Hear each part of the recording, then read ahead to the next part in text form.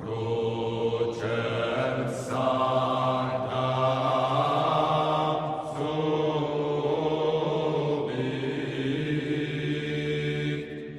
qui infernum confregit, acinctus est potentia,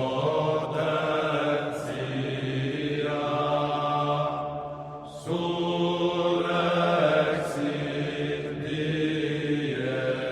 die exia. Alleluia.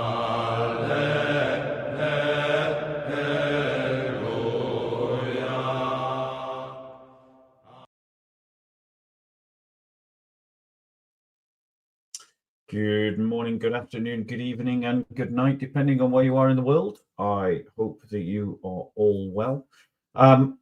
Today, we're going to be looking at the question of dying and rising gods, whether Christianity is a kind of copy and paste of other religions invented to basically somehow embody the stories of pagans from before.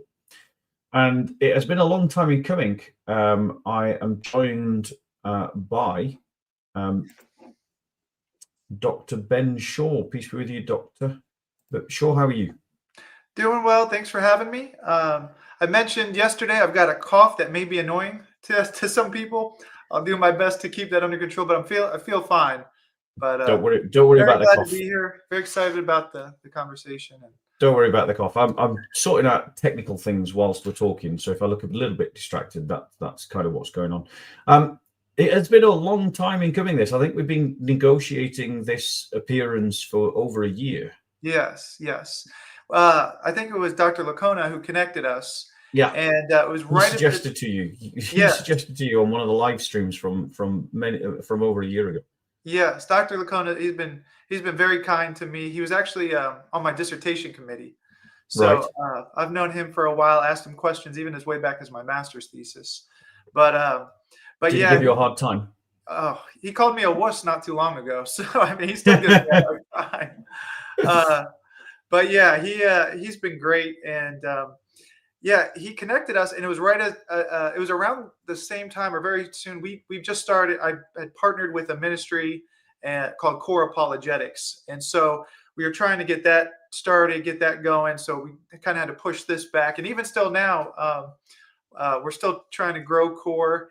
And I just returned from a trip out of the country as well. So do you just want to introduce yourself to our audience and introduce Core Apologetics to everybody who's going to be watching this? Yeah, that'd be great. So just a somewhat brief background about myself is I'm originally from Fort Lauderdale, Florida, and I got saved at a young age. My babysitter took me to church, and I heard the Sermon on the Mount. I recognized Jesus as Lord. But a story that I keep hearing, and so it's not very unique to me, but I got saved but wasn't discipled for a long time. God had oases for me along the way. But like many people, I tried reading the Bible. And you can imagine as a middle schooler or a high schooler trying to read in Genesis, and then you get to Leviticus, and you're trying to put these things together. And I end up realizing there's 4 million people in Broward County. How am I supposed to know who's right, who's wrong? How do I know if I'm right, if I'm wrong? Wrestled with a lot of postmodernism, tossed and turned by a number of different doctrines and things like that, especially postmodernism, relativism, things like that. But it's a terribly unlivable way, because if someone lies to you, you want to be like, oh, you can't lie to me. Oh, but I'm not supposed to impose my morality on you. So then you're left going, well, this stinks. But in this process, long story short, I played hockey, and God used hockey to get me to go to Liberty. And someone had invited me to Liberty. They said I could learn about God at Liberty. And I was like, well, that's great. But I mean, I can learn about God in Florida. Even though I haven't done it for 20 years, I can start, diet starts Monday kind of thing. I can start tomorrow. But a couple weeks go by, and he's like, well, they got a hockey team at Liberty. And I'm like, well, dude, why did you not start with that? I looked at the picture of the rink on campus. It was amazing. So I applied the next day, and I got in, and I was at Liberty that year. And I found out at Liberty, about apologetics. I found out people study these things deeply. They ask deep questions. They take them seriously. Maybe my circle of friends wasn't the best and they didn't take these things quite so serious. But I was just amazed and thankful to see that there were these people that asked these questions. And I made the hockey team at Liberty. And one of the days, the goalie was taking me around campus, and he introduced me to the first hockey coach actually of Liberty, and it was Gary Habermas. And I'm like, oh, hey, nice to meet you. You know, we're the new school now, so we got to be better than the old school. We're better now than when you were coaching. Just want to put that out there. We did go to the Frozen Four in our division, for whatever that's worth. But then in my senior year, I took a class called Christian Evidences. And I read Case for the Resurrection. And I was like, why is the hockey coach writing a book on the resurrection? Then I found out he's actually the world's expert on the resurrection. So I connected with him a little bit. I started asking him some really small questions here or there, because I was like, oh, well, what about this? And what about that? And then I realized I was a marketing undergrad. I changed and I got a master's in religious studies. And then I got an opportunity to study and get a PhD at Liberty. And I worked with Habermas as his research assistant for over a decade, studying resurrection and things like that. So after I graduated, I wasn't going to school because I wanted to be a teacher. I really wanted application. Like, how do we get this into the real world? And I was talking with one of my friends who had started a doubters ministry called Core Apologetics, where he was trying to help people with doubts and questions. And he's like, Ben, I got a crazy idea, but why don't you come partner with me, and we can do a lot more than dealing with doubt, but we can use apologetics to help equip and build disciples. And I was like, that sounds great. So I partnered, his name's Ron Davis. I partnered with him about 2 or 3 years ago. And we were talking about it, and then we relaunched Core as this new ministry. So now we're trying to take the things that people learn in the seminary and get it out to churches, to organizations, like even Christian business owners, for example. They'll speak to 10 times more non-believers and nominal Christians than a pastor does. So how important is it that we can help equip them with the core truths too? So, and that's the other element. We try to, really equip on the core topics. If you're looking for, some secondary or tertiary topics, that's not going to be what we're here for. If you think Nicene Creed and N, that's kind of what we're there to equip. So resurrection, reliability of the New Testament, who is Jesus, what's it mean to be a disciple, things like that. That's what we're doing. And so that's kind Fantastic. of a good little overview there, what we're doing.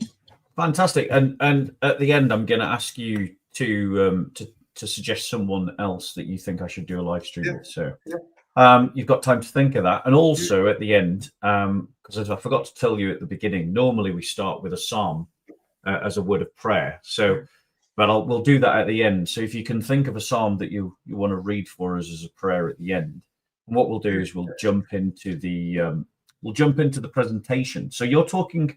We said we were going to talk about dying and rising gods. The kind of it's an idea that was popularized by the Zeitgeist video, the YouTube video, years and years ago, and it's something that comes up every now and then at Speaker's Corner, where I often do my evangelism. People saying that Christianity was just copying other pagan religions about talking about a dying and rising God. So with that sort of airfield laid out for you, I invite you to take us off and to make a presentation, and I'll just chip in and jump in with thoughts and questions as they come to mind. Yes. It's funny you brought up the Zeitgeist movie because I remember watching that, and I had actually some people send that to me like when I was an undergrad at Liberty, and I was like, oh yeah, I don't know what to make of it. So that was my first response because it said there's all these parallels and all these connections, and if you're a believer and you're not familiar with these things or familiar with apologetics, you're like, oh, hopefully your response, you don't just assume it's true. You want to think and take these things critically. So you go, mine was, I don't know what to make of it. So that was one of the questions I'd kind of always be on the lookout for when I was doing my research and things like that. And there's been actually a lot of changes since that movie came out. The movie is kind of, I might put it this way, because it was probably about 2006 when I saw it, somewhere between 2006 and 2009. Yeah. because that's when I was going to Liberty. And it's about a century late because at least a century later. So because James Frazer is the one who really popularized this idea that Christianity has these parallels with these other mystery religions or these other worldviews, other ancient religions. And his book, The Golden Bow, is what it's called. And it had a couple different versions, but he started drawing parallels between different ancient figures like Baal, Osiris, and people like that, and drawing them to Christianity. Now, he's not the first. He's not the only. There were some German thinkers who did this as well. Wilhelm Bousset did this very notably. Otto Fliederer. There were some French thinkers as well who did this in the late 19th century, early 20th as well. Now, the interesting thing is, though, since then, and especially towards the second half of the 20th century, that view has really fallen on tough times. It's really been shown to be problematic for a number of reasons, and it's largely discredited today. And so it's funny because as I was doing some reading, getting ready for our talks today, one of the scholars, T.N.D. Mettinger, and we'll talk more about him, he says it died the death of 1,000 cuts because there was just one problem after another, after another, after another. And so so it's a really interesting subject. So it's really interesting just to see the shift in thought and in trends as far as scholarship goes. But as that scholarship's going out, Zeitgeist movie comes out after the fact that, Frazer's view now has been largely discredited. Now, some of the problems, there's a number of problems with the view. And so first off, what is the view? Like, what are we asking? And so we want to know, are there ideas, we should want to know, let me put it that way. Are there ideas of ancient figures, because figures can be a mythical god, it can be a historical person, it can be a mythological person. But just most broadly, and then you start narrowing it in. Are there figures in the past, pre-Jesus, who were known to have been dead and come alive? And then we can say, okay, well, next is what's like, who are these people and what's the actual story? And then you can also ask, okay, now, is there any relationship between these two? Because we can look at the Old Testament and find stories of people who were dead and come back to life. We see resuscitations, which is different from a resurrection, but we can talk about that as well. So there are clearly ideas of people who were dead and came back to life, even in the Old Testament. So we do see that. But is there something more than just that? Is there something that where this other God or this other figure did that, and then that somehow influenced or guided, or Christianity borrowed from it or copied it? And so this is what we'll see. And it's often generally presented, probably in your cases too, as just kind of like a way to dismiss Christianity without really, and like a really bite-sized, it makes a good soundbite. That's the problem. Like, you can say it as a soundbite, like, oh, you guys just copied. You're like, well, it's such a simple comment that's just so wrong in a number of areas. And you have to support the claim. You can't just throw it out there and just like hope it hits. So that's some of the challenges. So we could talk about ways to respond to that, but to come back to this idea, we want to ask those questions. Now, with respect to, were there people who were dead and even rose again? It's interesting. Bart Ehrman, in his book, I've got a couple books here that are worth recommending. In his book, Did Jesus Exist? It's in a number of ways, it's very helpful for Christians. He makes a number of good points in this book, but he talks specifically on this subject. And Ehrman says the consensus view, the majority view, is that scholars and specialists in the field do not think that there was a dying and rising God in or before Jesus, in the sense that we have gods who die but do not rise, or we have gods that disappear, they're not dead, but then they return, and so we see them again. So you have these two elements, but you don't have the combination of death and being raised again. He says that's the majority view. And part of the reason for that is, well, let me back up before I get into that. I do want to mention one of the criticisms of Frazer, and I think this is an important one, is when he would look at a figure from ancient history, say Baal or Osiris or someone like that, he would take about 1,000 years worth of fragmented material, and combine that into one big story and say, this is the story. So you can imagine if say a millennia from now, people look at, okay, we're going to define Christianity by looking at it from 1000 AD to 2000 AD, and imagine all the different views of Christianity within that 1,000 years, and say, okay, that's how we're going to understand Christianity. Like, well, no, it's a little different before this great schism. It's a little different. There's issues regarding the Protestant Reformation, right? There's some changes that are important. Now, there's not changes to the core beliefs, but in parts of practice and things like that. When it comes to the death and resurrection components, those aren't central to these other views as it is in Christianity. So what ends up happening a lot of times is we read or we hear these fragments with a Christian worldview. It's the same way when we look at the cross today, we see it, people often understand it as a symbol of hope. And this is worldwide too. It's not like it's just like in one thing. You can go anywhere and you will see that cross as a symbol of hope, because we know how Jesus has transformed it. So our understanding of the cross is much different than what a first century person would have understood the cross. So we can understand then how symbols and things change across time. So that relates to, okay, in these ancient views, they weren't were these gods celebrated for death and resurrection? And typically what was going on is they're celebrating the seasonal changes, because things die in the winter and they come back to life in the spring. And so this is a yearly recurrence that happens. It's very cyclical. So that's one of the issues there for Fraser's view, is he takes this number of views in a number of different locations too, and then makes it all one syncretic view that they're all holding to. So he's basically doing a pick and mix of different religions, different religious traditions, Yes, and blending them all together. yes, and from different locations across the Mediterranean and Mesopotamia and those areas. So doing that creates this monolithic view, which they might celebrate things in different accounts. And so, and then there's some instances in the Inanna's Descent, for example, where we don't have the ending, but then there is a text where we do have the ending.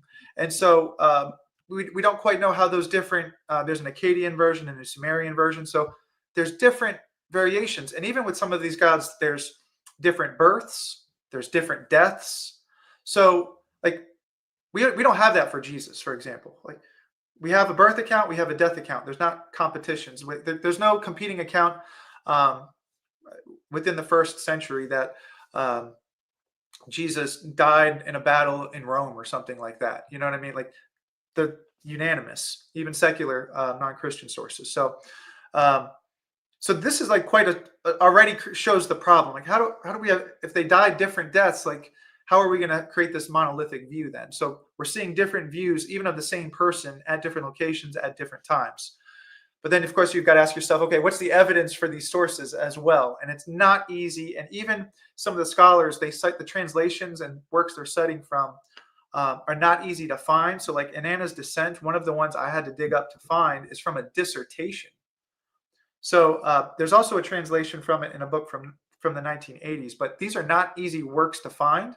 So if someone, so that the initial comment to going back to saying if someone just goes, it's copied, the first response is, what's your evidence? Because most people, it's difficult even for the critical scholars to get to the original sources, to find them, identify them. And then you have the English translations, and then you've got to go to the original languages. So it's very difficult. And I say that, and I can share more about that later, actually. I want to come back now to what I was getting at with Bart Ehrman saying the majority now don't think that they were dying and rising. And so he puts this forward, and two of the major thinkers and reasons for this, it's kind of easy to remember, but it's also kind of confusing.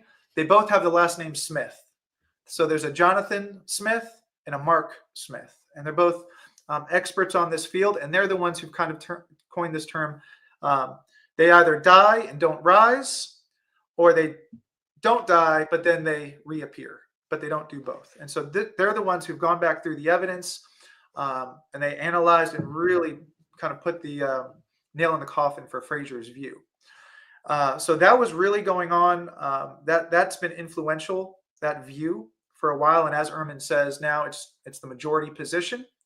Now, there are some people who, so Ehrman, by the way, is an atheist agnostic. He's not trying to defend Christianity or anything like that, but just the historical evidence, it's not there.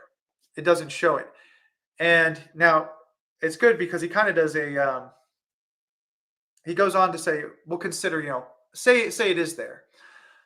So we'll talk about that in a minute. But the point is, okay, the evidence does not show or seem to be there. But when we do have evidence, it's very ambiguous. So it's not like very clear cut. It's not very, it's not readily identifiable what these sources are actually saying. And so, excuse me. So one of the dissenters from this majority position is T.N.D. Mettinger, and he's got a very noted book called The Riddle of the Resurrection. It's a good book. It's quite technical. I believe he's a Christian, but he points to about 3 or 4 cases that he thinks there is a case for a dying and rising God before Christianity. And so he kind of puts these cases together.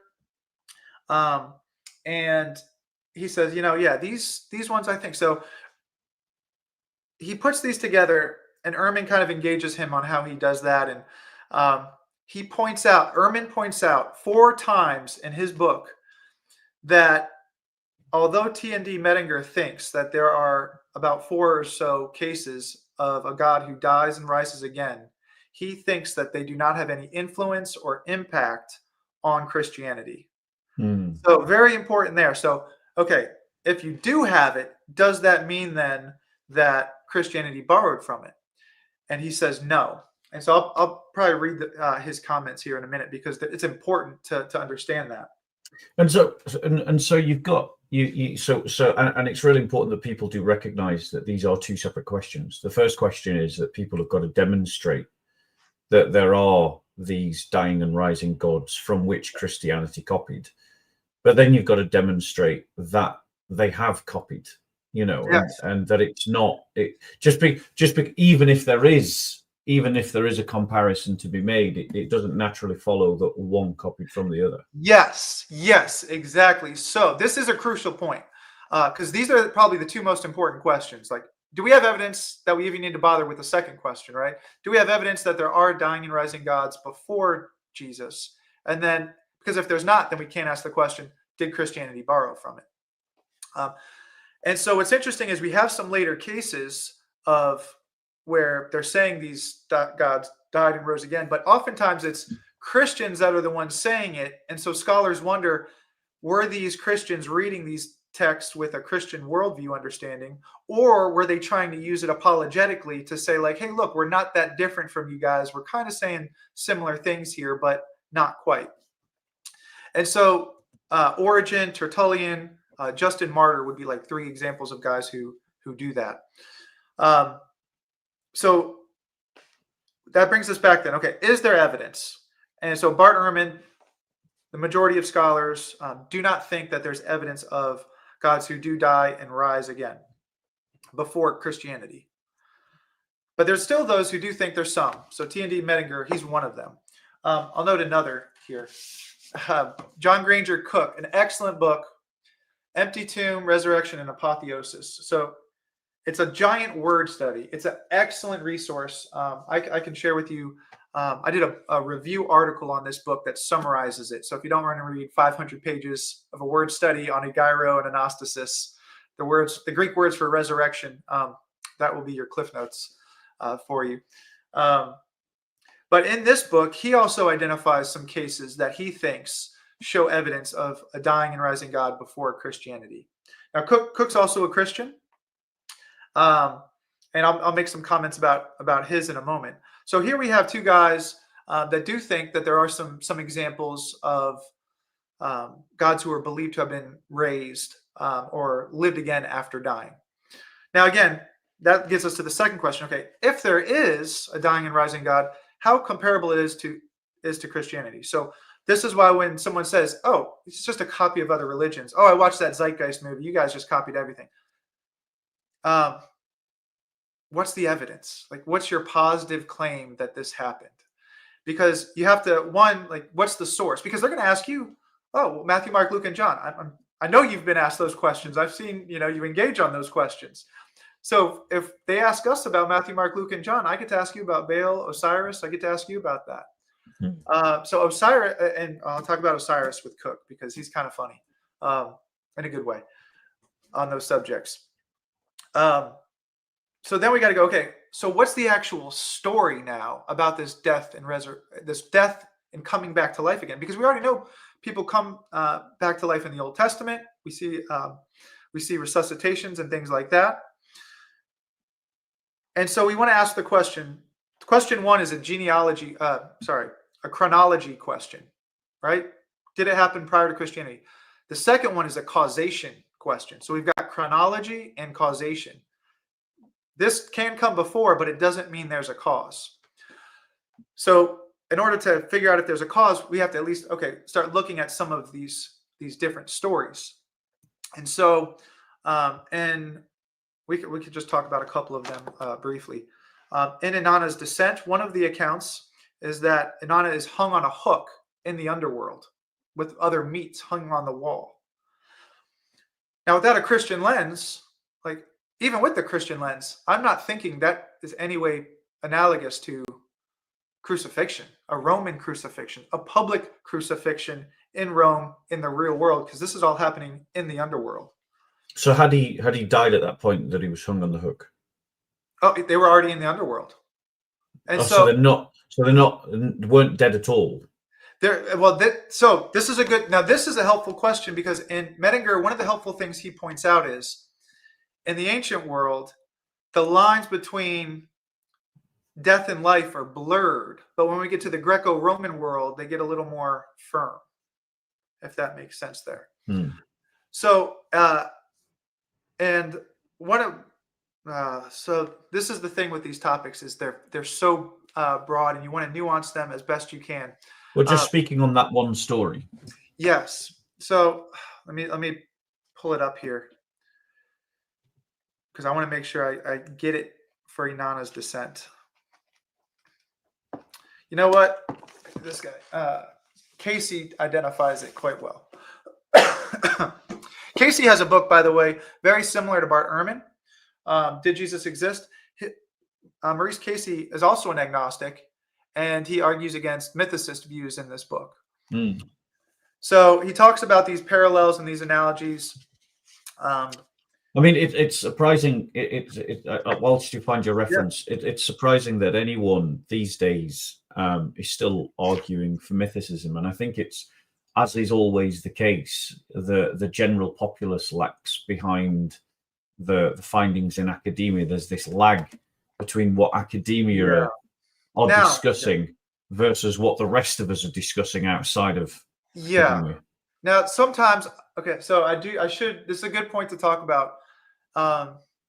Academia does a lot of times it hurts itself. It hurts its own image, because you'll have academics that go up and speak, and they've gone into an ivory tower, and they've lost that connection to the real world.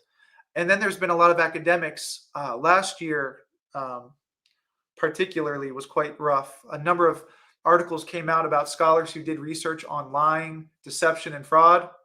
Guess what their research did?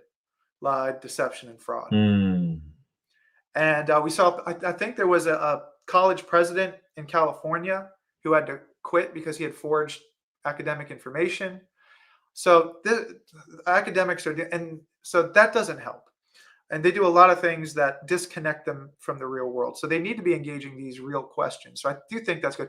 And you guys know too, I mean, we're seeing really high level discussions on YouTube and things like that, where you don't need to go to a university necessarily to have that. Now, I don't want to discount academia either. This is probably a good place to note. So I do jujitsu as well. And I trained jujitsu for a long time. So there's training definitely does help. But there are some guys that just have like some good they can train outside of an official gym and still get good training. Yeah. But there's at the same time, there's also a lot of fake martial arts out there. And you guys may have seen, I'm sure you've seen some YouTube videos of people who are like, I'm just going to, 10 guys will be on me. And if I just do a shoulder shrug, they're going to all fly off. Right. And so if that happens in martial arts, where those guys can meet a real world encounter and get punched in the nose as a result, how much more in other areas of life? And so like in jiu-jitsu, for example, like I can't fake it on the mat. Like you're going to know right away, like, oh, this guy's good, or this guy, okay, I can tell. So if you were to buy, I don't know if you do jiu-jitsu, if you've ever done it, but if you, well, I don't want to get into a conversation about jiu-jitsu martial arts. I want to stick to the story of Anna and the descent. Well, I want to tie it in, because when you have a discussion with someone and they raise up the claim of, oh, it's just copied. When you ask them for the evidence, you'll know by their response if they're a white belt or a black belt in the discussion, because they'll say something like, because this happened to me not too long ago. A person brought up, well, I just presented them some facts about Christianity, and the response was, it's all copied. We know that Christianity copied from other religions because they had gods who were crucified and gods who were raised. So the question was, then what was your evidence? And so none was presented. So we want to be able to ask those questions. And it's not a rude question to ask that, because it allows us, okay, now you're thinking this God, or I've heard. So they may say Inanna's descent, they may say Baal, or they may say Osiris. Those would be like some common ones. So as we were just reading Inanna's descent, to answer your question on that point. Was he dead? I got the reference. So Inanna goes down, and when she's there, she's turned into a corpse and then hung on the wall. So this is what the text says. It says, Inanna was turned into a corpse, a piece of rotting meat, and was hung from a hook on the wall. And then part of her restoration to life was that there was a servant who came down to the underworld and sprinkled some food and some water on the corpse. And then Inanna rose and then went to leave the underworld. And then Dumuzi goes and takes her place in the underworld, because that's part of the story, is someone has to take her place. And now as we're starting to hear the story, we can start to understand, okay, this does not sound like Christianity.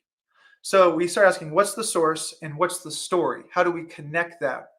In the Zeitgeist movie, they would say something like this. I can't remember if they say this exactly, but Inanna was crucified, was died, and her disciple, and she raised again. And that's it. Yeah. In a sense, okay, she did die. Well, I'm sorry to quibble. It doesn't say, I'm not quite sure it says that she died. It says she was changed into a corpse. So, that's like yeah. That's more of a transformation. It's ambivalent as to whether she's actually dead or not. Yes, and this is the point of Ehrman and Mark Smith and Jonathan Smith. It's not clear that she died. So you have this, and then she goes back and comes up, and then Dumuzi takes her place, and Dumuzi's sister also takes her place, because Dumuzi goes down for 6 months, and his sister takes place for 6 months. So there's this whole whole idea. Rotation. Yes, and you think of seasonal cycles, right? Yeah. The seasons change. So now we're starting to see that story. Then when it comes to Baal, there's a couple different accounts, but it says Mot, who's the god of death, swallows Baal. And again, you're not quite having a death.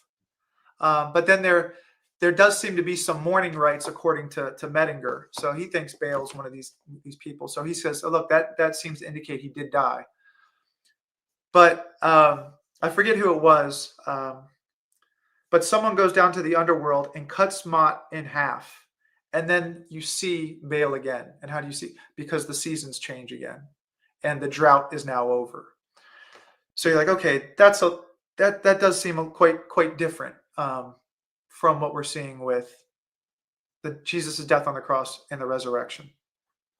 Yeah, and one seems to be more mythological stories connected to the agricultural cycle. Yes. And whereas the other one is, whereas discussion about Christ is obviously talking about a historical record of an historical person. Yes, and this gets us back to those 2 points, chronology and causation. because in between these two questions, you have to go, okay, we have a story before Jesus. Okay, great. Now you have to go, what's the story? And then that starts leading you to how do you answer this other question here? What's the story? What are the ways it's analogous? Are they relevant? And then is there influence in Christianity? Do we know that these two groups even talked or had discussions? Because, I mean, you talk to a number of Christians, you talk to a number of people of other faiths. Sometimes, there's a number of Christians who don't understand what Islam teaches. And so I can't steal from Islam if I don't even know what they're teaching, right? So that's going to be a challenge. And that's one of Ehrman's points. He says that there is no evidence that Jews in Jesus's day knew of any of these myths or stories or anything like that. None of them knew or were familiar with them. He says, if there's any evidence, anything at all, they should present it. Because I guarantee you, if we had it, scholars like me would already be talking about it. But we just don't have it. So that's already a problem. There's no indication that there's influence on Jews in that area. And it's highly unlikely that a bunch of fishermen from Galilee would have. One of the things that people point out is that Peter couldn't have written his epistles because he was a poor fisherman who couldn't write. And that's a sort of separate question about how those letters would have been written. But the point is, these people, if they were exposed to any literature at all, it's going to be Jewish. If they're exposed to any teachings, it's going to be Jewish. They're not going to be like students of world religion. Yes. They're not walking around going, "Oh, that's an interesting religion. You tell me about your religion." That's not how they. It's not how these apostles behaved. Especially when they're preaching that message in Jerusalem out of the gate, like that in Jerusalem of all places. That's the very last place you're going to be doing those sorts of things. Yeah. So you have all those, and that's another point that Ehrman makes, by the way, is Jesus's resurrection is understood contextually from Jewish apocalypticism. The idea of, and we see it too, and even in the Gospels. With the raising of Lazarus, do you think he's going to be raised? Yes, he will at the general resurrection at the end of time, right? Because that's what the Jews were expecting. That was their understanding for a number of Jews anyway. And so this is the context in which Jesus's resurrection also occurs, but as a foretaste, as the first fruits of this coming resurrection. So that's interesting. Now, one of the things about of Cook's book is he very similarly identifies that there are some cases before Christianity of rising. And because he does a study on the words for resurrection, he says, look, there's some cases here where it looks like they're using some of the same language to indicate bodily.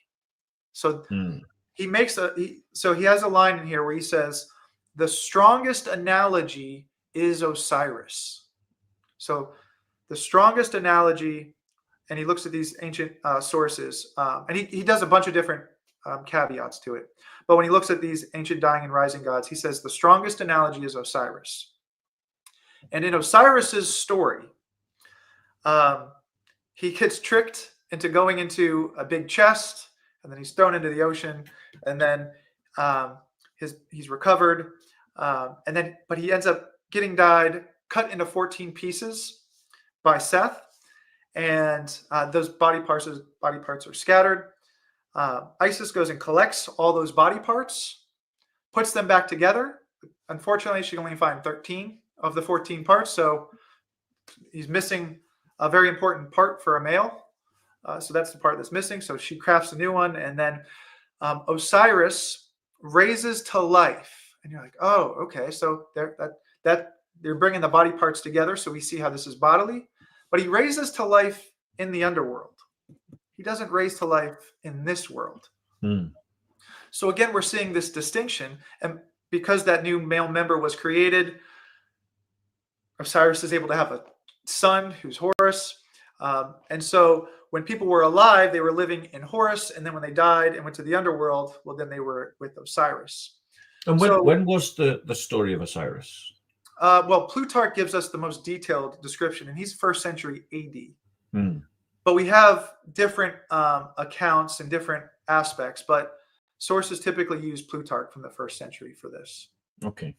Right. So, because his is the most detailed.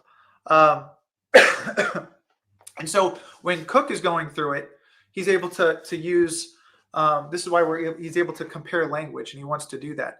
And so he uses this and says, like, look, the context, the words used, this indicates bodily. So it's a strong analogy for this word resurrection, meaning bodily. And you're like, okay. But just because something has two things alike doesn't mean they're all alike, right? Like, I've got ears, elephants have ears. That doesn't mean I'm an elephant. Yeah. Most commonly. So, so in this case, it's clearly like there's nothing similar to this with the resurrection. I mean, it's more of a zombification of it, or Frankenstein type situation than a resurrection. But he never rises to life in the real world. He's God of the underworld. And so both Smiths, Ehrman, and others are like, clearly he does not come back to life in the full sense. He's God of the underworld. So he's alive. It's more like how he becomes a god of the underworld. Yes, exactly. But it's not like returning to life in this world. Yeah. So it's a totally different worldview, a totally different understanding. Now, people throughout time have believed in life after death. I mean, we've believed in a sense of afterlife, and that can look like any number of different things.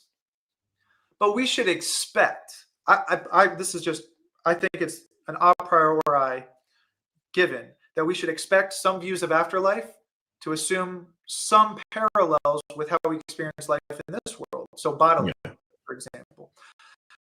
But we can also expect some people are going to go against bodily because there's hurt, pain, and suffering in this world. So I can understand something like Plato's soul, and we get rid of the flesh and the body and those sorts of things. So I can understand those sorts of things as well. So again, even if we have these analogies of physicality, that to me does not bring causality to the Christian message. Now, I know Cook, and I talked to him about this because I was talking to him like, yeah, you say this is the strongest analogy, but it's got nothing to do with Jesus' resurrection. And he laughs. He's like, yeah, no, it's terrible. It's not even close at all, like as far as any causation or any relationship. But the point that Cook is making in his book is that the words gyro and anastasis, the words for resurrection, meant bodily restoration to life. Now, for Osiris, this is a Frankenstein physical life, but it's in the underworld. So he's got a physical body in the underworld. So there's physicality in the underworld, and that would be all as it is. The point that he's saying is it's not a soul. It's not Osiris's soul that was raised in the underworld. Well, I thought in Roman antiquity it was like the dismembered soul. It goes to the underworld, and so in some ways that makes the contrast to the resurrection even stronger, because the fact that it's missing is the incarnational nature. The fact that it was the flesh that died on the cross. It was. So, yes. So there's some distinctions here. The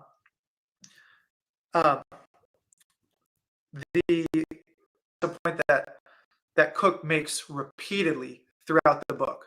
So he's saying his point is that the concept of a physical afterlife existed, or the concept of a body, but it's rejected largely. So, but the concept, and this was my point earlier, like we can envision why people would imagine a number of different types of afterlife, but I don't think they're possible. For example, I don't think they're probable.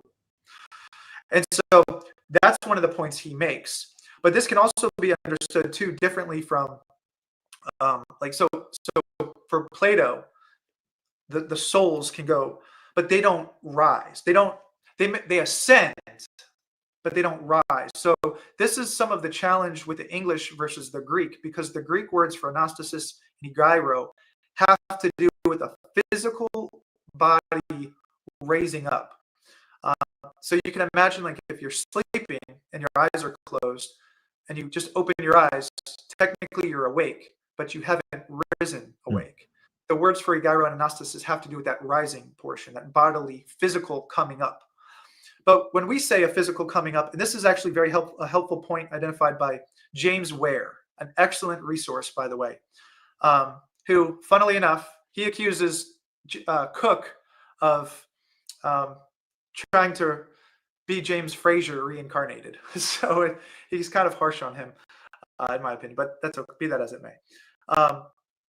But James Ware identifies that in cases like Heracles, for example, he's burned on a pyre and he ascends up to the heavens. His soul does. He leaves behind his mortal body, which is burned up, and so they don't have it.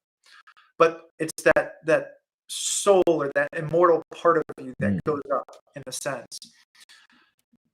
So you have those elements, but it's definitely not bodies that do that. And this is where Christianity is so important. And where, by the way, makes the same argument about physicality and bodily notions, bodily resurrections, bodily physical things.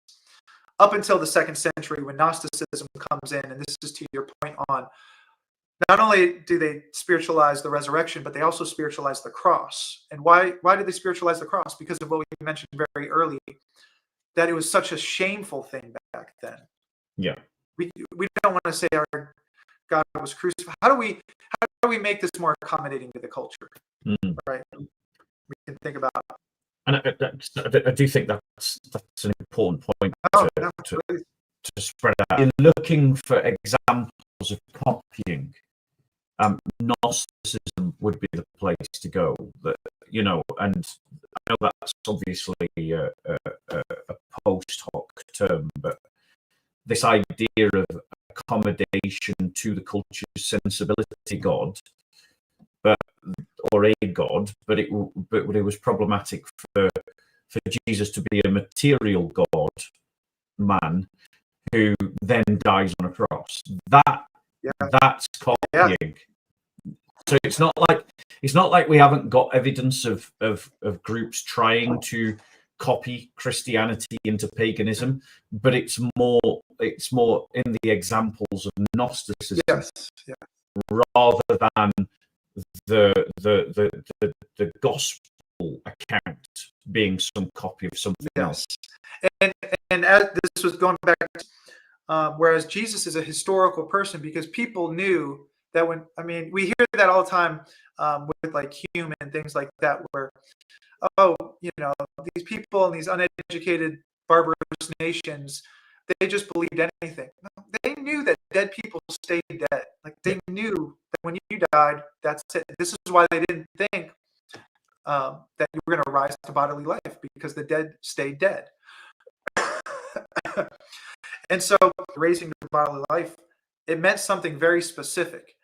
And so a quick to tag on to your point there about how these Gnostics did try to accommodate these notions of the flesh being bad and the spirit nature being good and things like that.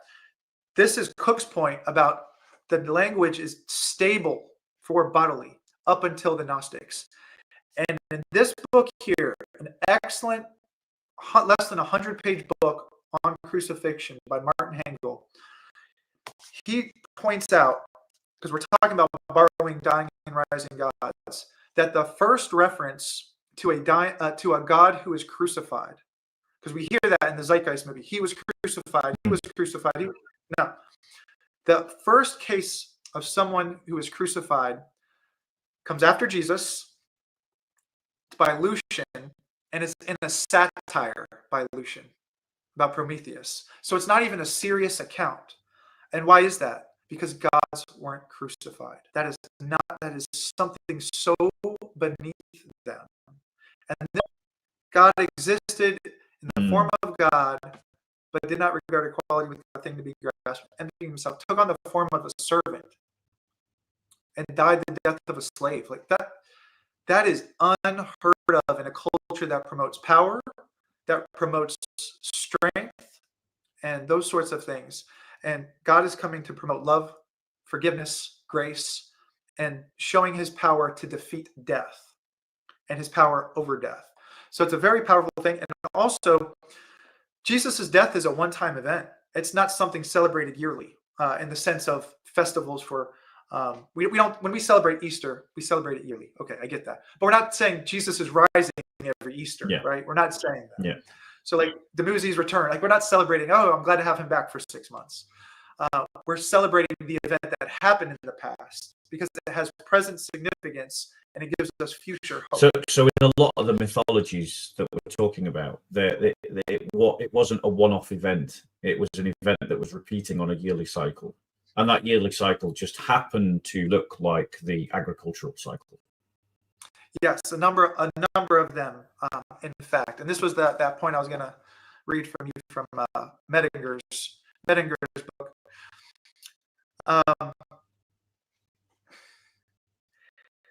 For them, he says, for the dimension that took place at one specific point in the Earth's topography. The empty tomb, for example, was seen as a historical datum. And then he goes on to say, the myth of Dumuzi has an arrangement with bilocation and substitution, but there is no evidence for the death of the dying and rising gods as vicarious suffering for sins. There is, as far as I'm aware, no prima facie evidence that the death and resurrection of Jesus is a mythological construct drawing on the myths and rites of the dying and rising gods from the surrounding world.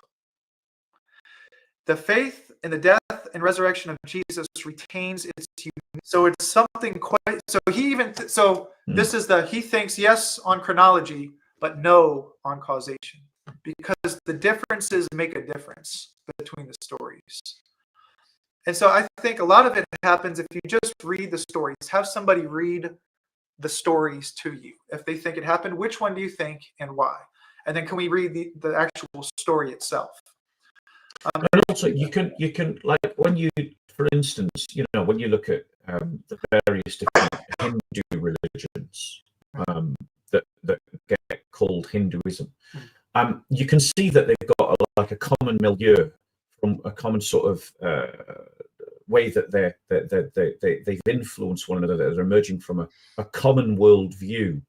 And you look at, for instance, the rising of Buddhism from Hinduism, or the rising of Sikhism from Hinduism and Islam, and it's very clear. You can spot you've got reincarnation from here, like that, because there's a clear one-to-one continuity of thought.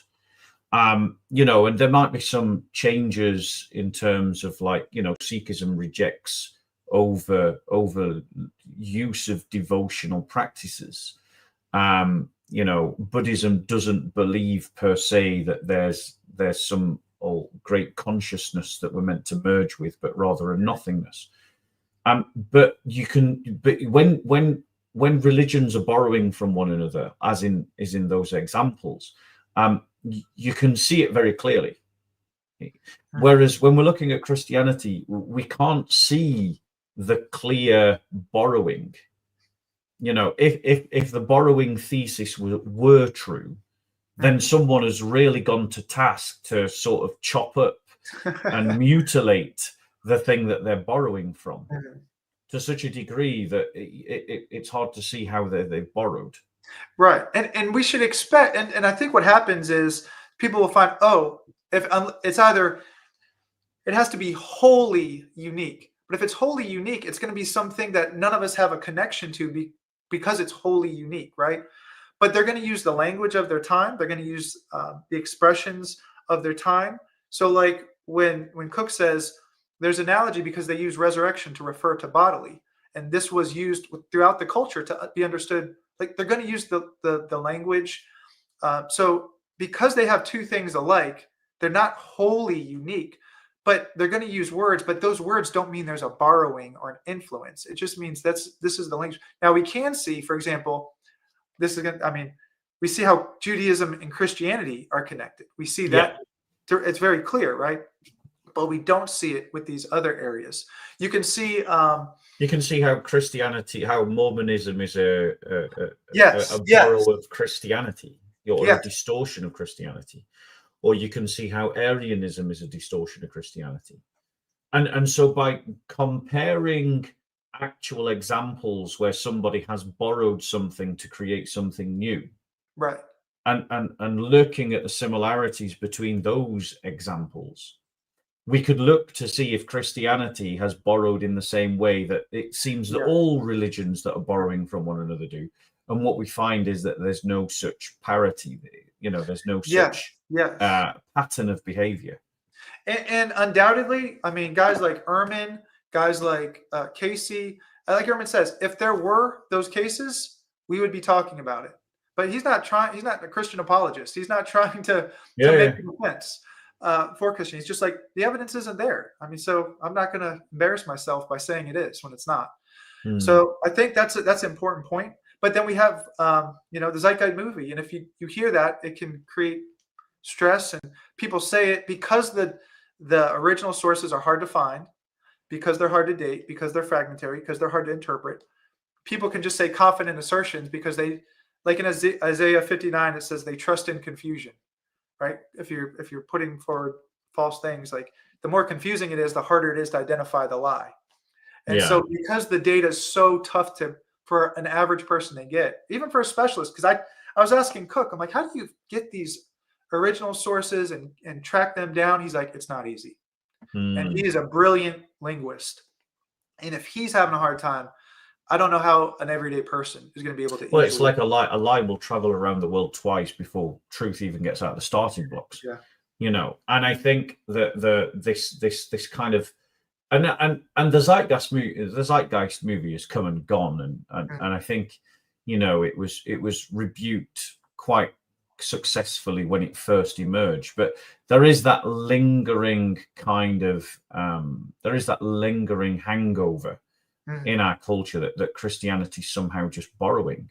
And I think one of the questions that people need to be asked and people need to be able to answer is, how would we prove borrowing? How do you prove it? Yeah.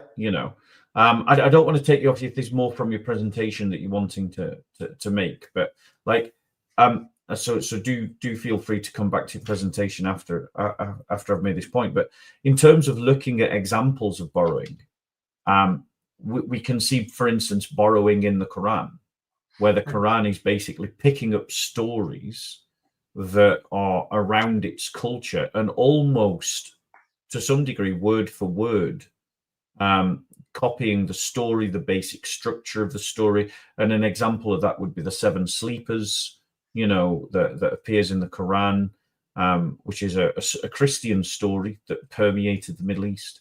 The fact that there was copying from Jewish Talmuds and Jewish Midrash stories about Solomon and the Queen of Sheba, and having a sort of floor that looked like it was water. It was so clean and so perfect.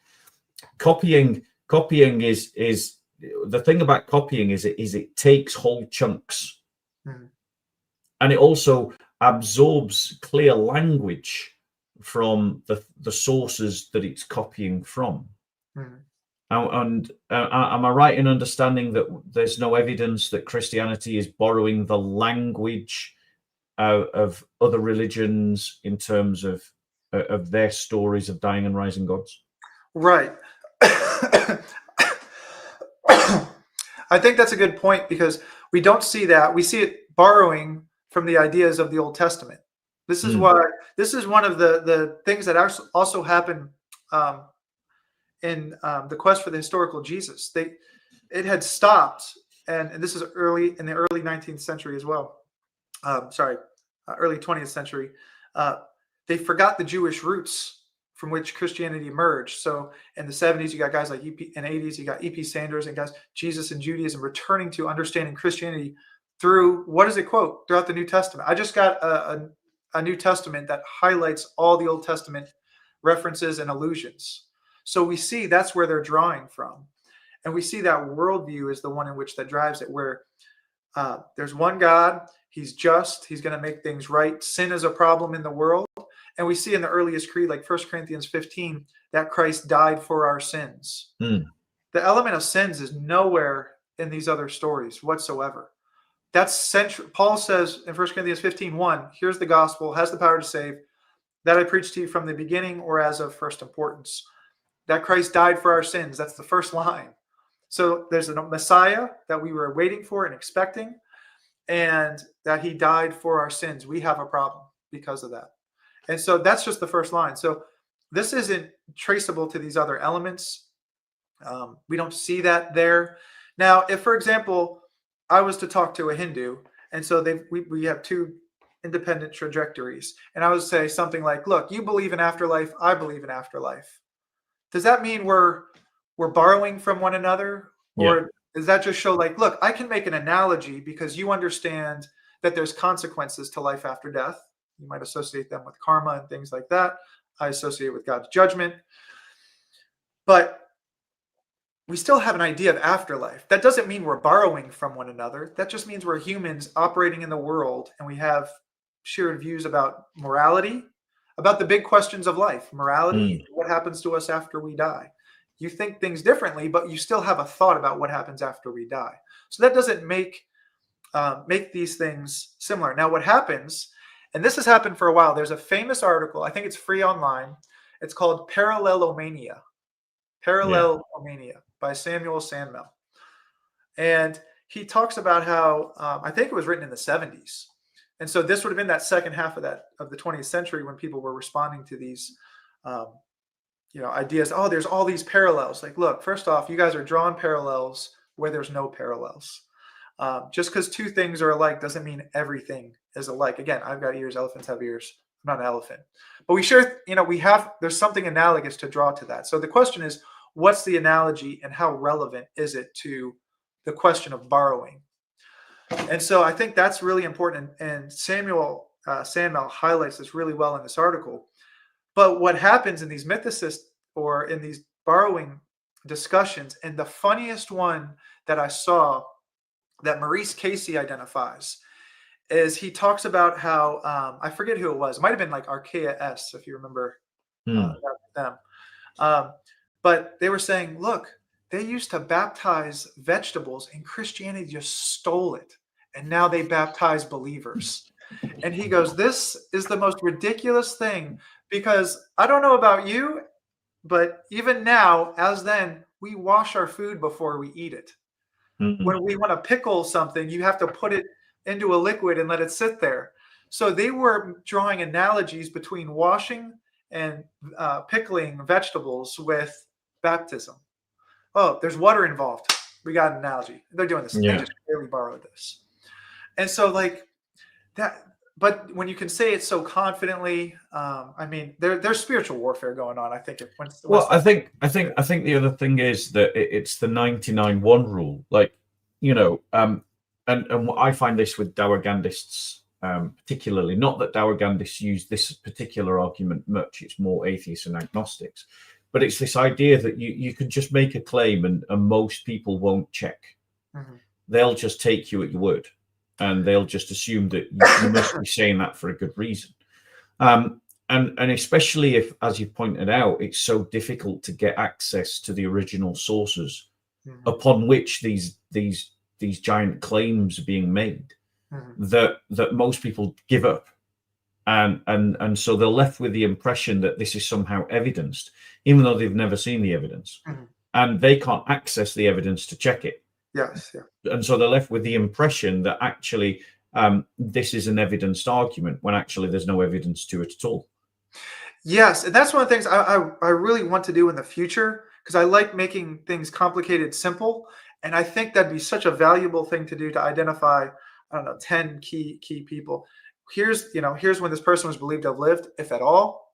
Here's our earliest source. Here's the actual translation. Here's the story. So you can read it for yourself. And then you will see, like when you read the Osiris account, for example, and that's Plutarch. So his is a little bit more descriptive, easy to access, but it's very like that's so nothing analogous in relevant ways to Christian borrowing.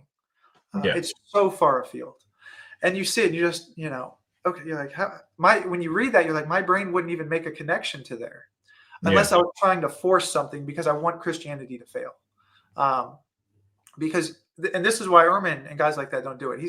he's just there's no clear evidence here. Osiris clearly does not come back to the land of the living. He does not rise to the land of the, and so I think an example of copying would be, Moses in the Quran versus Moses in the Torah, and Moses in the Talmud. Mm-hmm. And the truth is that the Quran clearly, the authors of the Quran have clearly been exposed to the story of Moses. Yes, and that's part of that's a great point, because that was what Ehrman was saying did not happen in first century Jerusalem with respect to Jesus and the disciples. That is what happened with Islam. They were surrounded by Christians and Jews that were influencing them. So we have the right people at the right place sharing the right views that then lead to this influence, where we don't have that with the Christians. The thing about a copier, though, the reason why they're copying is because they haven't got anything to give themselves. Mm-hmm. And so they're sucking in other people's stories. We do have examples of copying, again, in terms of the synoptic gospels, lending from one another to write their stories. Mm-hmm. So we do have examples of what first century copying looks like.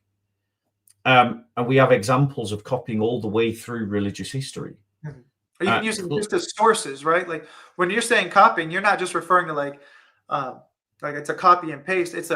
You've got copying in the sense of like in the Gospels when they use one another as a source, as a reference, but then you have copying and adaptation, which is development of, I'm going to take what you taught and I'm going to add to it. And that's like what we see with Gnosticism, like you were getting at. Okay. It's hard to preach this Jesus crucified message. We know that from like the Alexamenos graffiti, where it's a crucified donkey head, right? Yeah. Oh, well, why would I preach? Okay, that wasn't really Jesus. Now we got a better message. So now we can all a more acceptable message. Yeah. And so the thing is, you tend to copy things that people want to hear. So the authors of the Quran were copying things that Jews wanted to hear. Mm-hmm.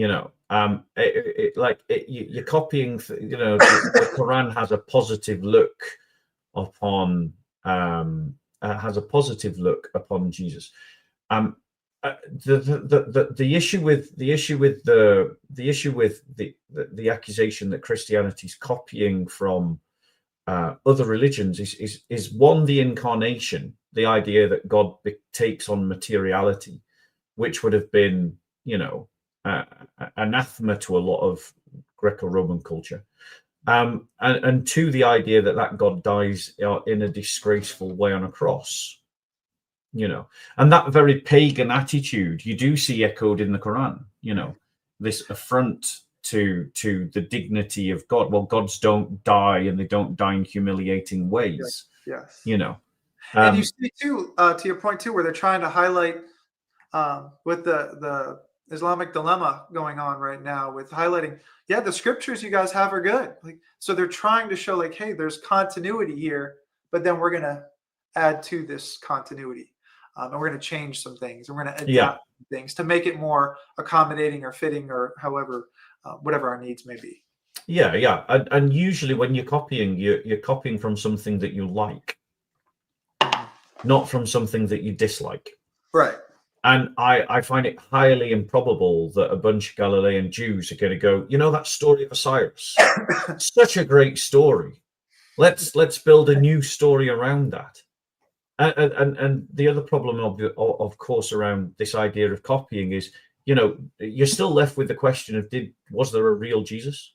Yeah. Did he really die on a cross? Mm-hmm. And so maybe, is there more that you want to make in your presentation? Like, I know we've... No, I think, I would want to make two comments. Because the first one you said is really important, the 99 to 1. Most people aren't going to check it. And they'll do like I did. Like, I don't know what to make of that. And so it's important to, I think, just for believers who are hearing, when they hear those things, because like I mentioned before, how I was tossed and turned by every wind of doctrine. I was 4 million people in my county, so I heard a bunch of different views. I didn't know who was right and who was wrong, so it's easy to get paralysis by analysis. You could have so much, when they're saying copying all these people, I don't know who they are. When do they write? What do they write? Or how can I go look it up? so many questions can overwhelm you, and you're just like, well, I don't know, and you just kind of can feel deflated. So when it comes to Christian, this is why I think it's important to have that 1 Peter 3:15. We don't have to necessarily know every single objection, but we have to know the reasons for the hope that we do have. You got to know the hope we have and the reasons for it. And that centers on, as Paul talks about in 1 Corinthians 15, Jesus' deity, death, and resurrection. So those parts are solid for us, because if we have that, then that's the gospel as of first importance. So I think it's important to have that. But now we can know, too, ask them to tell you the story. What is the exact story, and where can I look it up? And that will be a more difficult answer. This is why it's important when they say, oh, and so was crucified. Hengel says the first source is from Lucian of Samosata in the 2nd century, and it's from a satire. It's not even a historical work. The gospel is that the one that often Bart Ehrman quotes in his debates as an intro, this idea of a miracle worker who is crucified and then rises again from the dead, and it's is that the one that you're talking about there? This is from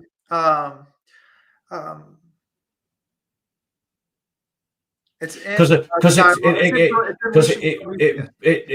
it's later than the Gospels, but yet it blatantly is a copy of the Gospel story. That's the life of Peregrinus. Right, okay. Yes, this one is here's. He goes, the only possibility of something like a crucified God appearing on the periphery of the ancient world of the gods was in the form of a malicious parody, intended to mock the arbitrariness and wickedness of the father of the gods on Olympus. And then he goes on to call Lucian the Voltaire of antiquity. Right. So that's 2nd century. That's after. So there's not even a crucifixion idea of the gods, let alone by humanity. So it's just such a radical. I mean, it's so tough for us today because we live in a world so influenced by Christianity that a lot of Christians just, for those of us in the West, that is, we just take it for granted. And so when we hear that, we don't know, it's mysterious, it's other, so it can kind of have that exotic nature to it. So maybe, well, what if, or maybe this? Well, just go read the stories, and that can help do that. And so then with every story that they bring up, they've then got to prove that story somehow influenced. Then you have to get to that point. But I think once you hear the story, you're like, oh, this is. It'll die at that point. But if we're not baptized in vegetables here. Yeah, but even if someone comes up with such a story, they then have to prove that influenced the Jewish Christian movement in Jerusalem. Yeah. And this would be the 3 takeaways. I think is a great point for beginning for like Christians who are starting to look at it, or people who are starting to investigate it. Again, according to Ehrman and skeptics, the majority view now is that there aren't any cases. The second is, if we do look at these cases and you do grant them, there doesn't seem to be any influence on Christianity.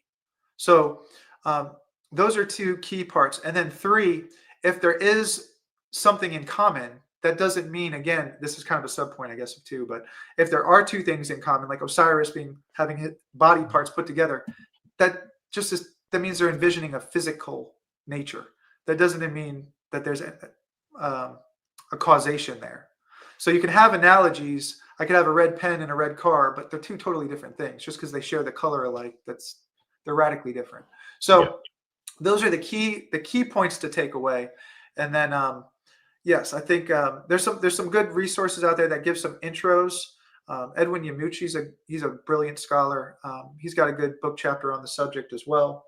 But he's a Christian. So if you want to look at non-Christians even discussing it, Maurice Casey and Bart Ehrman. I don't know where Jonathan Smith is or Mark Smith, but they're the ones really known for putting that theory to bed. Yeah, and then there's also the fact that we've got examples of what religious copying looks like. You know, look at Buddhism versus Hinduism. Look at Sikhism versus contrasted to Hinduism and Sikhism. Look at 2nd century Gnosticism to Christianity. Look at the Gospel of Mark, the Gospel of Matthew, and the Gospel of Luke. Look at the Quran and the stories from the Torah. You know, we can actually spot all the Quran and the story of the seven sleepers. We do know what copying looks like. There are examples of it. And the story of the death and resurrection of Jesus does not match the pattern of behavior or the it doesn't give out the signals of being a copied story. Yeah, and it was like you said before, if you're copying something, even if you're copying it and adapting it, you liked something from there. Yeah, you absorb key language, you absorb key symbols, you absorb key paradigmatic stories. And you're not going to be ashamed of that. You're going to share that part because you like it. You're not going to like it, but then not share it. You're going to share those parts. So if they did like the Osiris story, they would have been sharing elements from it. But that wasn't something even on their radar because they're looking through the Old Testament. They're looking through the lens of Second Temple Judaism. That's what they're looking to. And so if somebody wanted to prove this, and that's an interesting question to ask. If somebody wanted to prove it, what would the evidence look like? What would the evidence look like? And they would have to somehow demonstrate that story is penetrated into that particular story that they're saying is being copied from, has penetrated into Jerusalem. Yeah, because that's where the story of the resurrection emerges. That it's penetrated into Galilee because that's where the fishermen came from that started the Christian story in Jerusalem. You know, and so they've got to somehow demonstrate that story, that particular example. They can't just throw it out there. Well, this story has commonalities to your Christian story in some vague way. They've got to actually demonstrate that one has penetrated into the other. Yes, because you'd have to go like, what do you mean they copied? Like, what does that look like? How did they copy it exactly? Like, let's say I grant it for the case. What are you saying happened? You're saying Peter encountered Osiris, and well, how do you know he encountered him? Was he even around there? But then, just because the two or a devotee to Osiris. Yes, that's the next part. You have to show like, okay, just because they're there, there's a lot of things in Virginia that could influence me, but it doesn't mean they are influencing me.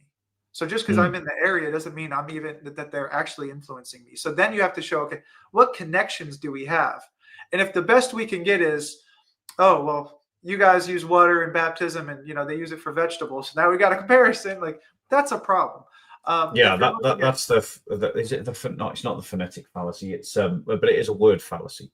Yeah. Yes. And so there's now and again, just because if they have a concept of physical afterlife, that doesn't mean that, well, they're borrowing wholesale from these other things or anything like that. It just means these are two groups with concepts of physical afterlife. That's all it means.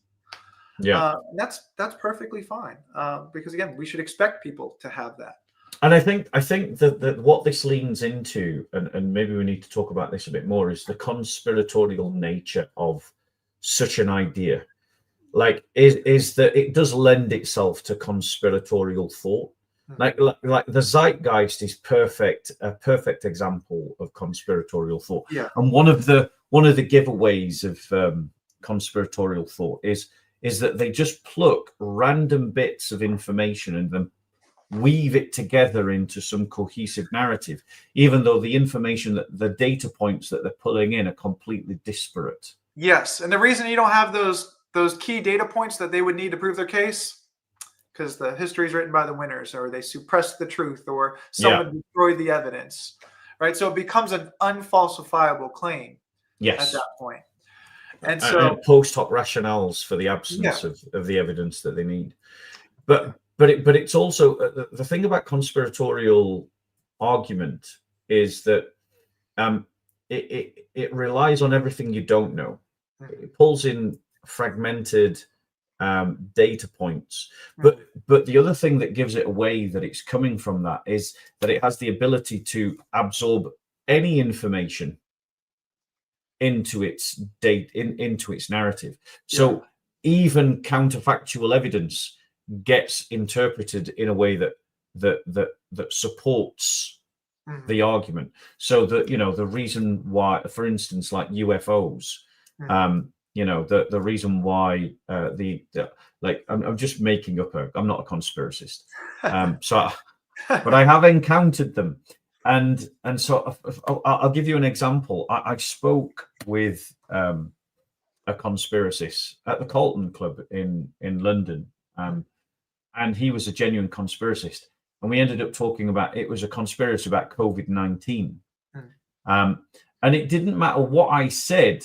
He absorbed it into his narrative about how, even though I was pulling out information from different parts of the world, but it was all controlled by, in his narrative, it's all controlled by the same center. And so he managed to absorb everything, even counterfactuals, into his narrative, in a way that was evident to me. Like these points are too far away. Geographically they're too far away. You know, in politically they're too far removed from one another. Economically they're too far away removed from one another. And so for him, he was holding on to this idea that there was a global movement to take away our freedom. You know, and the thing about the conspiratorial mindset is that any information given can be absorbed into the story, even when that data point contradicts their own data points. It just turns out to be like that's a double play by whoever's controlling the situation. You know, it's a bluff, it's a trick. They say, you know, they're using it as a ruse. You know, G.K. Chesterton, in his book Orthodoxy, he's got a great quote on that, and he's like, that's why it's so difficult to argue. He calls him a madman. But he's like, it's so difficult to argue because every evidence can be absorbed by them, and it just fits their narrative. The problem is they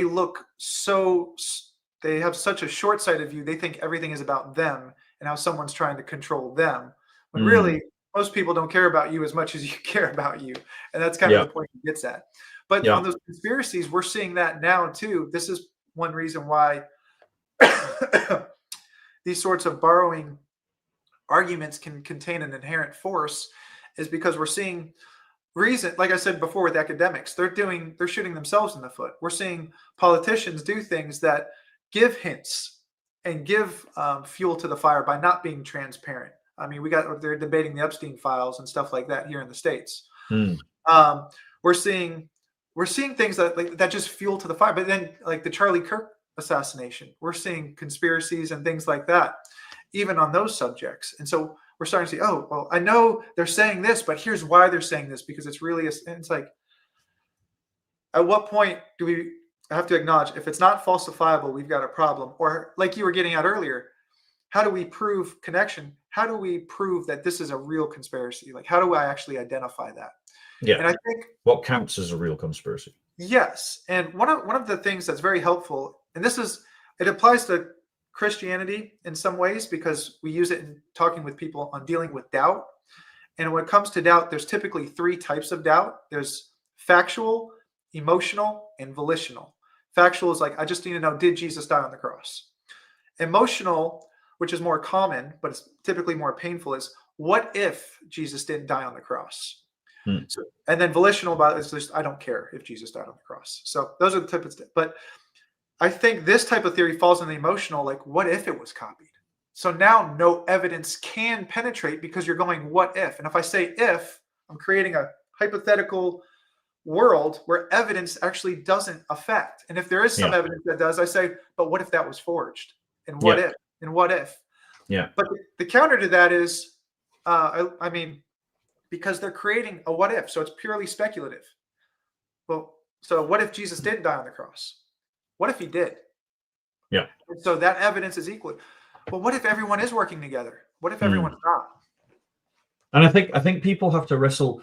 People who have to wrestle with the idea of the reality of how Christianity grew in the first place. You know, it clearly was not a coordinated effort. The spread of the church. The apostles, though being in Jerusalem, had prestige and authority. They didn't have like communicative control over the wider church. And you see an example of that when a group of believers travel from like North Africa and an island to Antioch to start preaching to Gentiles there. And then the apostles hear about it in Jerusalem and go, oh, wait, there's apparently some move of God in Antioch. Barnabas, go and find out what's happening up there for us. You know, now, the point is that that lack of logistical control was partly responsible why so many heresies emerged in the church.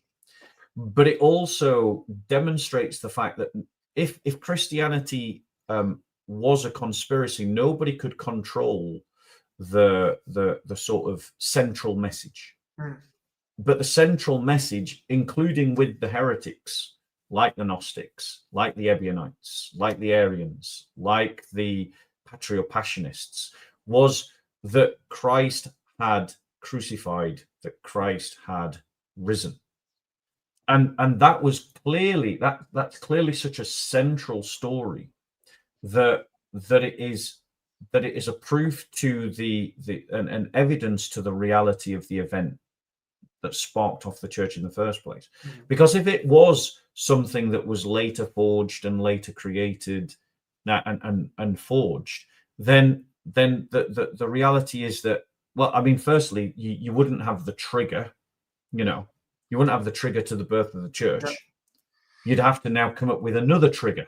So why did they want to forge it? Would be the next question. Why would this group of disparate people too do that? And then why would they also include such embarrassing details too? That's women witnesses. Women witnesses. You can imagine, like, if Mark was writing, say, in 65 AD, just say if Mark was written in 65 and Peter's martyred in 64, like, you can imagine Peter seeing where Mark's including the conversation with Jesus about, who do you say that I am? Oh, I think you're the Christ. And then Jesus goes on to say, get behind me, Satan. Like, oh, Mark, you could have left that part where Jesus calls me Satan out of there. Like, we don't need to have that part. Or the James, Jesus's brother, his unbelief. Like, why would you put the leader of the churches, Jerusalem church no less, you wouldn't mention his unbelief? You'd make him a little bit higher and stronger. Yeah. But then they were also suffering and enduring problems and hardships and things like that. And then it's just such a those aren't the sorts of things you lie for. You lie for gain and yeah, exactly. You look at the motive gain. He mentions over 24 times the suffering he endures for the gospel when he was enjoying a caravan persecuting Christians. You know, why is he going to jump on board with these guys? Why is he swapping sides?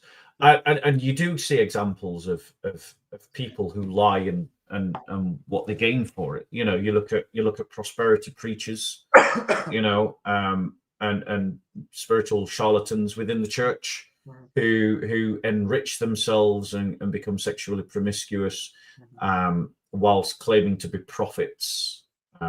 Then you've got examples of Joseph Smith, the guy that founded, the Mormon Church. The example of I forget his name, the guy who founded Scientology.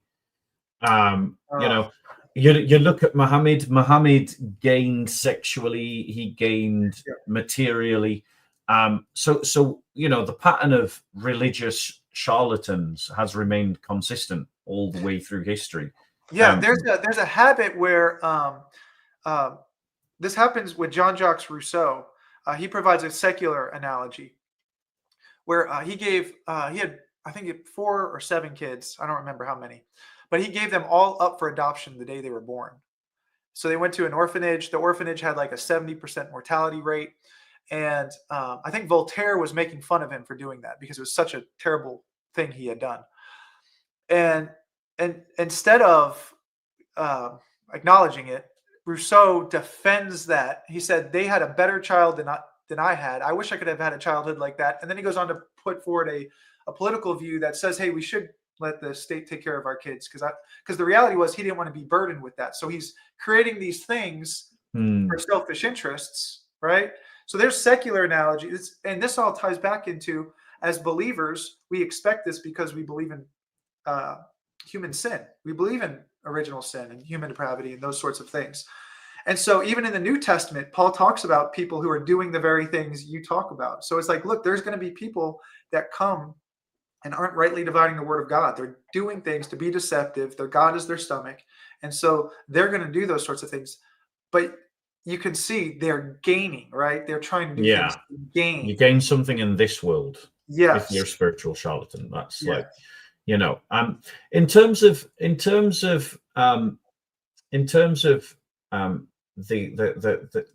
just start to bring it in, and in terms of the basic evidence for those people that are considering Christ and considering the Christian faith, how would you sort of make a basic case to show the reality of the person Jesus, the reality of the crucifixion as historical realities, regardless of any theology, and then, you know, the aching question of the resurrection? What would be some of the evidences that you would point to as pointing to the resurrection?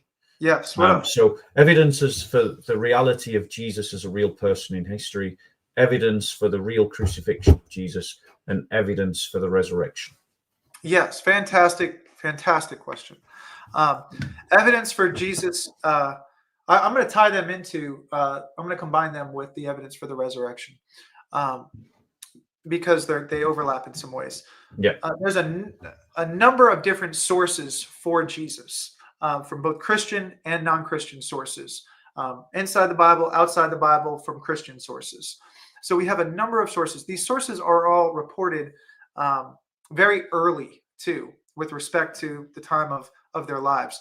So just for a couple analogies, we mentioned that Mark was written in 65 AD. If Jesus died in 30 AD, that's just a 35-year window. And it's not like nothing was said about Jesus until 65. They were preaching that gospel, and then they put it into writing, because as the disciples start dying, that's one reason why they're going to want to preserve that message. But excuse me, 35 years. That's a very short window. Paul's writings are earlier still, and we have creeds, early Christian traditions that are written within the New Testament that go back even earlier, back to the early 30s, in fact. So we have very early evidence for Jesus. Now, I mentioned the Gospels are considered biographies. It's widely accepted that they are Greco-Roman biographies. They're in that genre. So they're about historical people, and they are biographies written within the lifetime of eyewitnesses. They're not biographies centuries later. So we have, for example, Alexander the Great. The earliest biographies we have for him come centuries later. So with Jesus, they're just 3 decades or so later. Maurice Casey, by the way, he thinks Mark was written in 40 AD. So some date it even much earlier. Casey, again, is an agnostic. So they could date much earlier. And I'm like, okay, Alexander's he's just a crazy example. You're giving me a long one. Well, Buddha, the writings versus his teachings, there's a 400-year minimum gap, according to Buddhist scholars. And like, well, okay. What about Tiberius? Tiberius died in 37 AD, so just a few years after Jesus. Tacitus is the next one to write a biography about him. And Tacitus is writing in the early 2nd century, around 110 or 112 or so. So there's a gap there to Tacitus in the 2nd century. All 4 of the Gospels are 1st century sources for Jesus. And Jesus was a Jew who was a carpenter's son who was crucified. Tiberius was the emperor of the known world at the time, and we have his biography coming so much later. We have Jesus's biographies within the 1st century in the lifetime of eyewitnesses. That is just powerful alone. Now, there's also non-Christian sources. There's a new book out. You can download it for free, actually. It's called Josephus and Jesus by T.C. Schmidt. It's published by Oxford University Press. He talks about how the text in Josephus is essentially wholly authentic, written by Josephus. He makes a great and powerful case for it. He's going to be the person I would recommend for the person to have on your show. What's his name? T.C. Schmidt. T.C. Schmidt. Yep. You'll have to put us in touch. Yes, sir. I'll be happy to do that. So going back to your evidences about the resurrection, crucifixion, so provides Josephus provides a first century source from about 93 or 94 AD about Jesus. Tacitus also refers to Jesus.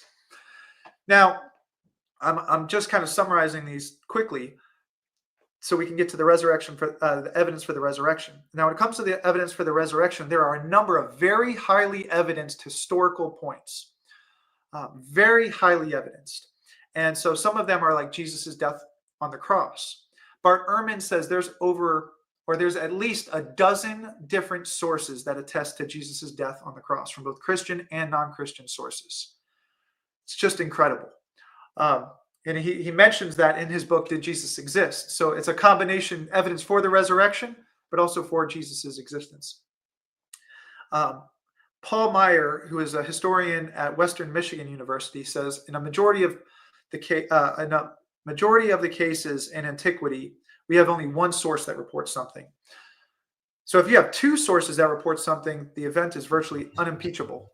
So now we have a dozen sources on Jesus's crucifixion. So that's very powerful. We have the appearances, the disciples had experiences of the risen Jesus. Again, it's multiply attested, but I mentioned those creeds that date very early. 1 Corinthians 15 is one of those early formulas. It's probably one of the most studied. And in that creed, it's Pinchas Lapide, who was a Jewish scholar, he said that statement may be considered a statement of eyewitnesses. So who are the eyewitnesses? It's often thought that in Galatians 1:18, just 3 years after Paul's conversion, that he goes to Jerusalem to meet with James and Peter. And this is where Paul gets this information. He could have received it from Ananias in Acts. He could have known about it as a persecutor. If he did know it, that's earlier, and that's fine, but it's definitely going to be confirmed in Galatians 1:18. And by the way, Peter, James, and Paul are all at the meeting in Galatians 1:18. There's three individuals named as having seen the risen Jesus in 1 Corinthians 15. And it's Peter, James, and Paul, the same three. But also in 1 Corinthians 15, there's three group appearances. There's to the 12, the 500, and all the apostles. So we've got three individuals and three groups mentioned there. And Bart Ehrman makes the comment, there's no debate on that the disciples had experiences of the risen Jesus, for it's a matter of public opinion, or it's a matter of public record. Matter of public record. So there's no doubt on that. I mentioned it's an early Christian creed, so we know it was preached early, close to the scholars typically say the early 30s AD. James Ware is a scholar who he has studied a number of scholars on the creed of 1 Corinthians 15, and he says it's virtually unanimous that this information dates to the early 30s AD. Virtually unanimous. So it's death experiences. These are reported early. In addition to that, we know that they were willing to suffer. We mentioned throughout the book of Acts, it identifies that. We see Stephen's martyrdom. Paul was a persecutor. In Acts 12, James is martyred. James, the son of Zebedee. We have first century reports for the martyrdom of Peter, James, and Paul, the same three we just talked about.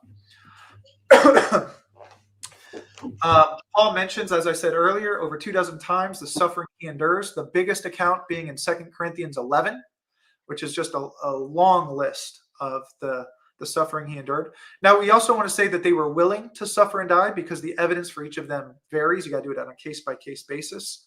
But we just saw there the big three with Peter, James, and Paul.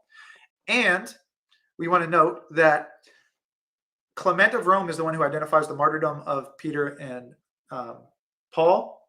And he puts them both forward as models of the Christian faith for us to follow. He sees no division between the two. He sees them unified. That's very important. And by the way, in 1 Corinthians 15, Paul says, whether I or they, so we preach, so you believe. Because the church in Corinth knew Peter, because some people were saying, I'm baptized by Peter, so I'm better, right? All that was going on. But also in 1 Corinthians 16, Paul's getting ready to take a collection, and he's going to try to go with them to Jerusalem, where they're going to be able to corroborate and find out all this stuff as well. So a lot of points of contact there to show that unity of the message, and that's the core message. You also got Paul in I know it might be a bit later on, but he writes his letter to the Romans, and he mentions one or two people in the last chapter, and he says, who were in the Lord before me. Yes. Yes. Yes. And I believe it's in Second Timothy. He mentions Mark, who was Peter's cousin. So we're seeing that they're unified. Peter and Mark and all that is preaching the same message. So it's just that's very important. But we also see the conversion of James, because we mentioned that earlier. James was skeptical. In John 7, verse 5, it says not even his brothers were believing him. That's very powerful. And then in Mark 3, it said they went to grab Jesus because they thought he was crazy, literally out of his mind, like totally crazy. So James, and then of course the conversion of Paul. I mean, conversion of Paul is radical. When I went to Liberty, I didn't know that Paul wrote half the New Testament. So I was like, oh my, this is incredible to know that. That's like incredibly powerful. So how do we explain those things? Now, when we just look at, okay, Jesus died. They said they saw Jesus and it was reported early. We know they were willing to suffer for what they said. And then you had a skeptic convert, and skeptic who also saw Jesus in 1 Corinthians 15:7. And then Paul also. How do we explain this? That all seems consistent with the resurrection, but maybe the disciples stole the body. Well, but that's not going to explain why Paul converted. Because again, Paul was a persecutor of the church. He probably thought the disciples stole the body. Stole the body. Because he was a Pharisee. That's probably exactly what he thought. Why would he convert? And it's also really important to point out that Paul converted to the idea that Christ was crucified and resurrected. And resurrected, exactly. Not that Paul invented the idea of the crucifixion and resurrection of Jesus. Yes. Like the belief in the crucifixion and resurrection of Jesus predates Paul. Yes, absolutely, yes. I know you pull a face like, who would question that? But honestly, lots of Muslims think that Paul invented Christianity. Here, the Jesus Seminar of all groups, they think that creed from 1 Corinthians 15 dates to Paul's persecuting period. Interesting. Yes. So for those that don't know, the Jesus Seminar is not exactly Orthodox Christianity. They're not exactly the friends of Christians. I think they deny 92 or 93% of what Jesus said, if I remember correctly. Yeah. But for them to say that creed comes from the time when Paul was persecuting the church, means that Paul is quoting a pre-existent belief. Some important, and there's a number of others. Gerd Ludemann says that creed's not later than 3 years old after the crucifixion. Yeah. So incredible. I think doesn't Mike question? Mike doesn't. No, he dates it very early as well. He's in the. Does he date it to 3 years? I thought he thought it was older. Later. He may just say early 30s. I tend to say early 30s, so that way I'm not, because if you take Jesus's death at 33, well, then that's going to put everything, and then we just slightly tweak things. But you could just say early 30s, because if Paul receives it in Galatians 1:18, 3 years after his conversion, well, Peter and James, like that, they didn't just start preaching then; they were preaching it earlier still. So it existed earlier than that meeting. And that's an important point as well. just on the conspiratorial tone is that the preaching of the resurrection is prior to any books.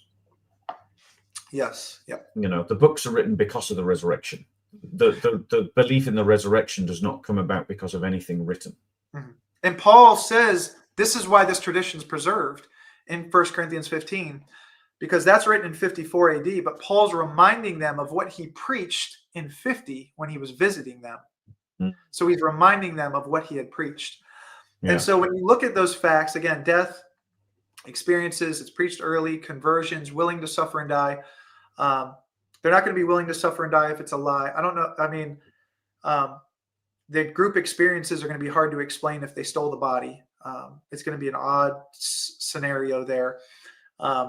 And hallucinations, for example. So it's interesting. Bart Ehrman, it may be in Did Jesus Exist? It may be in a different book. I can't recall. But he has a line where he talks about how all of the major alternative theories fail at some point.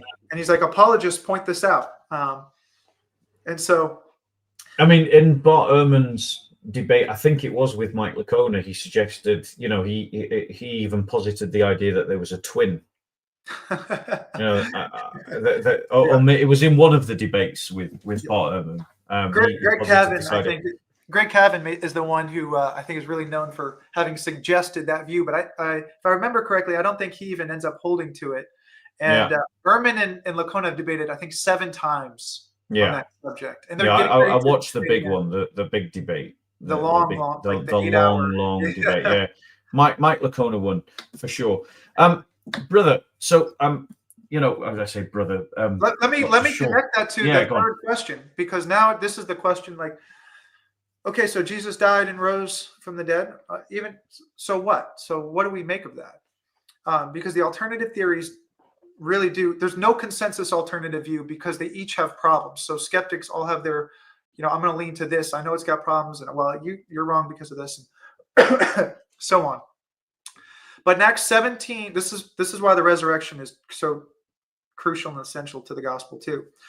We know that Jesus died for our sins, so we're starting to see these elements of forgiveness, and that Jesus loves us so much. In Romans 5:8, God demonstrates his own love for us in that while we were sinners, Christ died for us. So I didn't do anything. I mean, neither of us died on the cross. Neither of us rose again. So we didn't do any of that. That's all God's action, his gracious decision to act and demonstrate his love for us. Now, because of that, that's the good news. We have a response to that. And so we can commit ourselves to him. But in Acts 17 and 30 and 31, at the end of Paul's preaching to those in Greece, he says, therefore, God is declaring to all men now that you should repent, turn from sin, turn towards God, because he has fixed a day in which he's going to judge the world in righteousness. And he's proved this. He's going to judge the world through a man he has appointed, having proved this by raising him from the dead.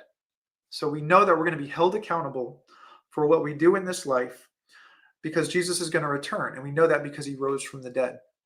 We also know that we've been forgiven for our sins and that we can turn to him, and he is forgiving. And Ephesians 2:8-9 says, for by grace you have been saved through faith. This is nothing we've done ourselves. It's a gift of God.